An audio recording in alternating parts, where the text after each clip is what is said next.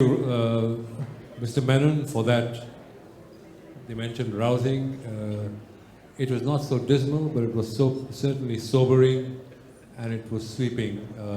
Thank you for covering all those issues on the climate, the mother of all challenges, as you put it.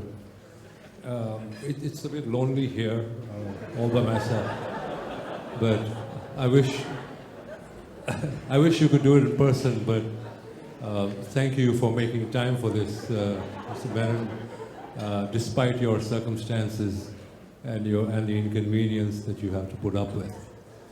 So, I mean, there are many economists, brilliant economists in the audience, and I hope they'll help me out with this session.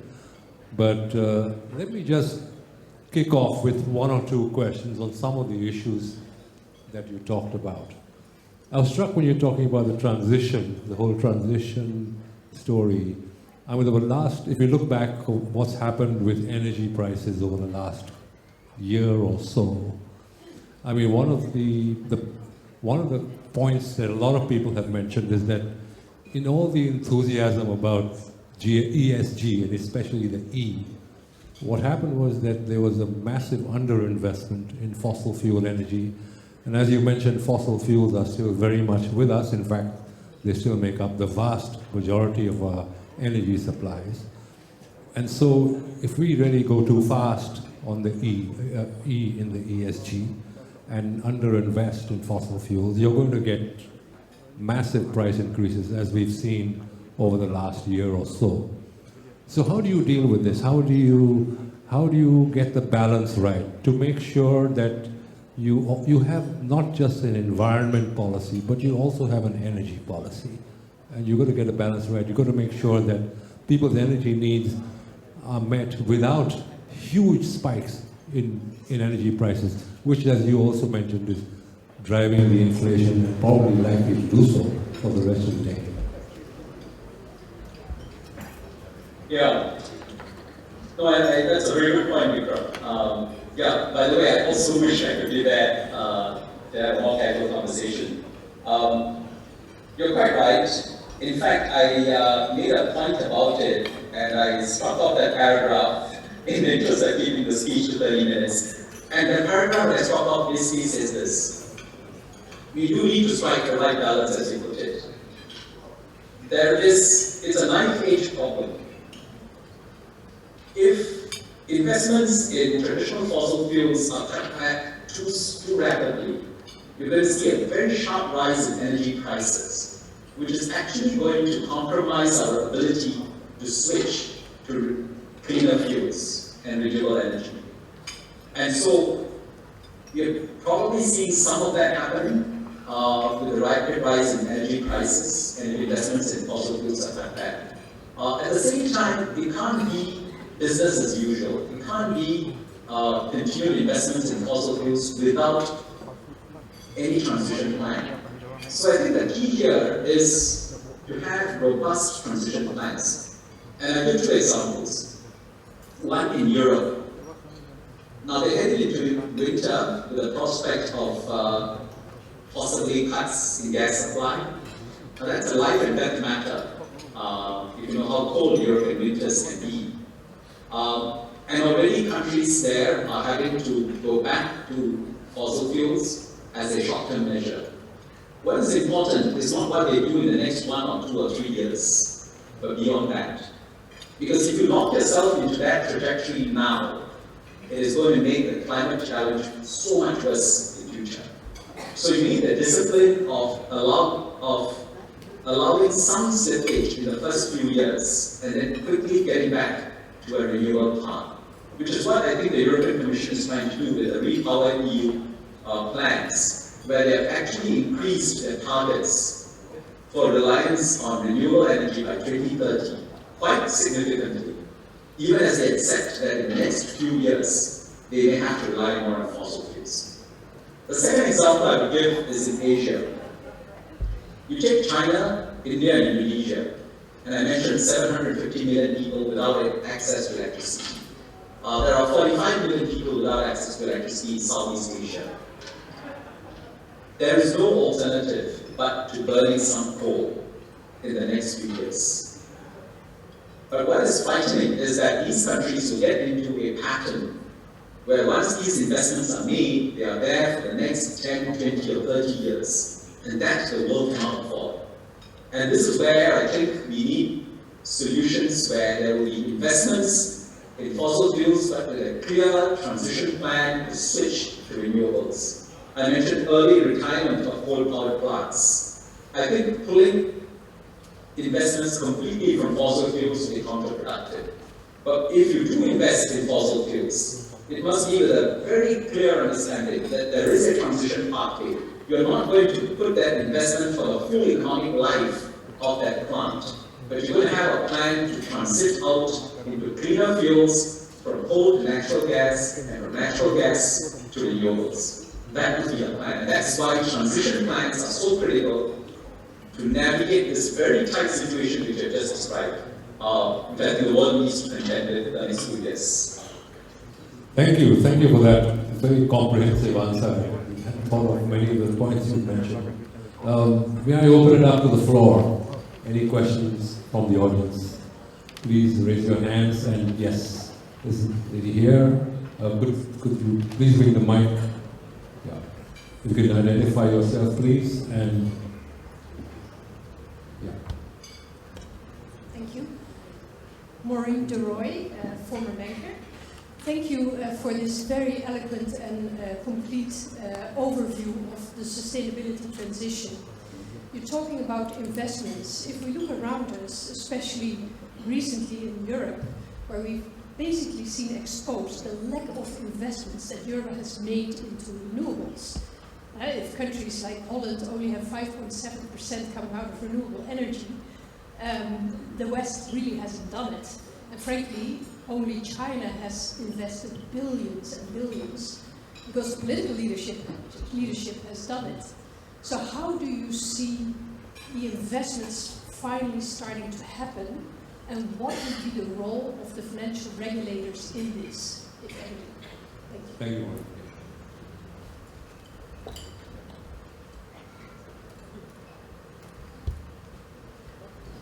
Sorry, I think we... Right, yeah.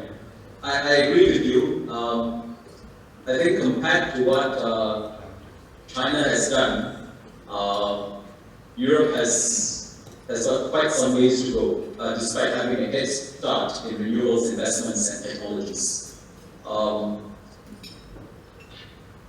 I'm somewhat more hopeful that they will make up for lost time over the next 5 to 10 years, partly because of, again, what's happened with the Ukraine conflict.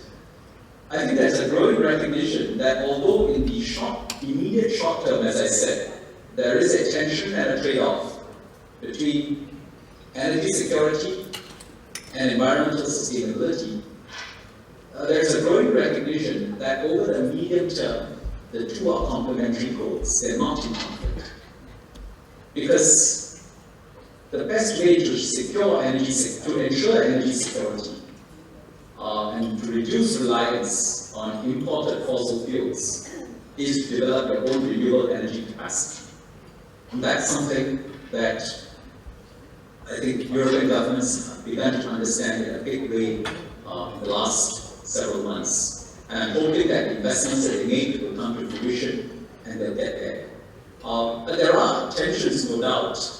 Regulations, the funny thing in Europe is that environmental regulations are sometimes standing in the way of the necessary investments in renewables. Because environmental considerations are manifold. It's not always easy to build a wind farm because there are other environmental considerations, be it in the water or on land. Solar farms, nuclear, of course, is a classic example, and I think most European countries have still not gotten over concerns about environmental concerns as well as safety concerns about nuclear. But I suspect all that is being questioned now. Some stones have been overturned, and I do think some progress will be made. That virtue will be made out of the adversity that has been visited upon Europe as a result of the tragic war in Ukraine. What will financial regulation do?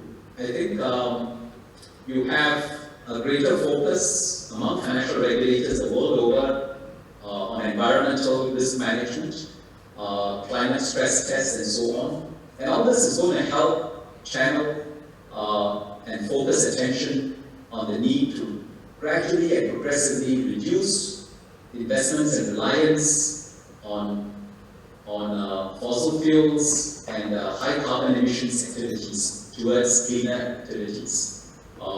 And that transition, I think, will be helped, but I would not overplay the importance of financial regulation.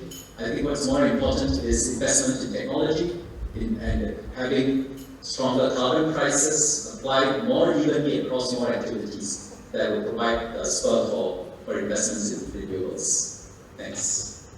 Thank you, Mr. Menon. More questions? Yes, sir. Okay. Sorry. Sorry. Thank you, Vikram. Taimur Baig from DBS. MD Menon, great speech, and I hope you get well very soon. I'd like to connect your fifth point of your speech with monetary policy. How should monetary policy evolve with climate inflation in mind?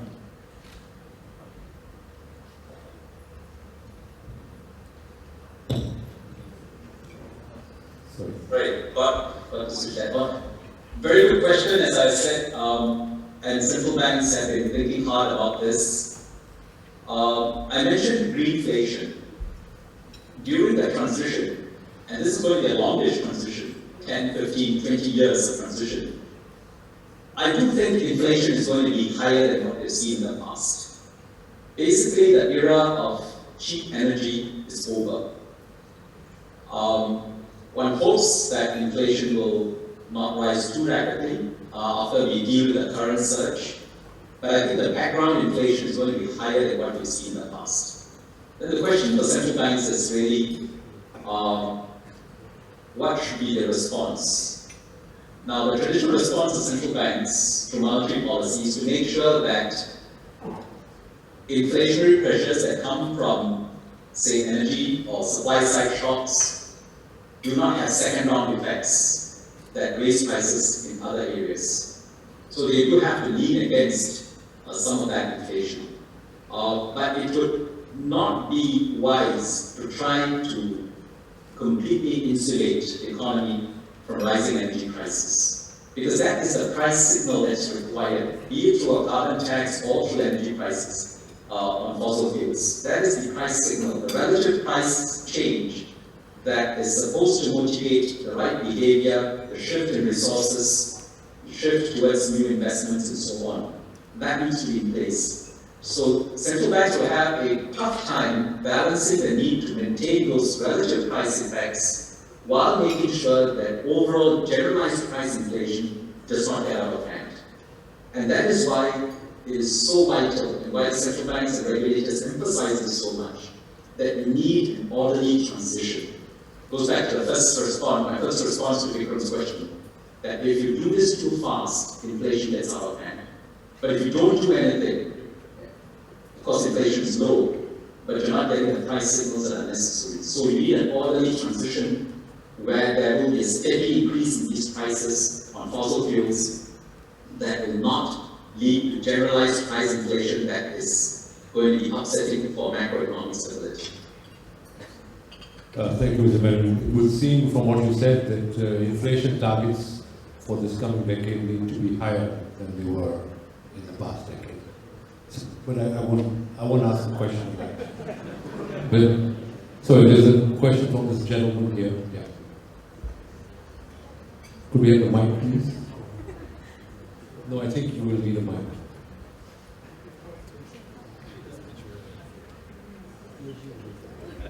Hi, thank you for the great speech, Mr. Menon. My name is Enrico from UOB. I just have a simple question. I think to turn the tide, in my view, for the climate change is to get rid of the stigma that the developed markets, developed economies have enjoyed in the earlier era of industrialization, using the so-called less clean energy. Now we are faced with the so-called challenge from the developing economies, of which they still want to achieve the middle income, achievement and all that. So how do we kind of sink to the common goal of reducing the so-called global warming, in togetherness? In a sense that in my view, I want to ask about your thoughts whether this is actually in place globally. Because again, if I can just share my thoughts, the biggest so-called group of people that are at stake here is basically the children, those below 10 years old or so. But the problem is they cannot understand about this problem right now. But to me, I guess probably 30 years down the road, they will be the one that bearing the consequences, right? But now it seems like that stigma is providing a very big hindrance for all the countries in the world to move into a cleaner energy and then to move to a sufficient investment to turn the tide. Thank you. Yeah, you raised a pertinent point, which is also what some people refer to as climate justice, the very different trajectories that advanced economies are on and developing countries are on. I mentioned in the speech that a large number of people in sub-Saharan Africa today have the same energy consumption per capita as people in France and Germany did more than 150 years ago. So there's a huge imbalance. One other thing that I did mention in the speech is the importance of richer countries helping poorer countries decarbonize. The carbon that we have in the atmosphere today, a lot of it was put since the Industrial Revolution, as the industrial countries of today went through their progression of growth over the last 200 years. And now, I think developing countries are trying on the same pathway. I think there are two solutions to this. One, that previous pathway cannot be mimicked in its entirety. It is too energy intensive, too carbon intensive, and we need a model of economic growth and advancement that is cleaner and that's more sustainable. But second, having said that, they do need to increase their energy consumption. Electricity still has to be provided. Urbanization still needs to take place. There are many other facets of development which just require energy consumption. And so I think there is a case for richer countries to help the poorer countries. And this was agreed on several years ago in Copenhagen, one of the top meetings where the rich countries pledged to provide funding of, by 2020, $100 billion per year to poorer countries to help them to adapt to climate change and to mitigate climate change. Unfortunately, that pledge has not been fulfilled. The money has not come, and poorer countries and developing countries are caught in a jam because they do need to grow and develop, and at the same time they're faced with the carbon constraints that are increasingly being applied across the world. So I think, like I said, so we need two things. One, we need to change at the margin a model of economic growth and development which has been very fossil fuel based, that needs to change. At the same time, we do need to recognize that energy consumption in the emerging markets and developing countries will have to increase, and they have to be provided the means and capabilities to decarbonize and use as clean energy as possible as they can. So I think this is a very difficult situation, but this is one of the other areas that need close attention if we have to make the net zero transition. Thank you, Mr. Menon. I've just got a signal that I'm holding up the main course. So I therefore have to reluctantly call this to a close, but not before I thank you, Mr. Menon, and wish you a speedy recovery. Thank you for your discussion and answers.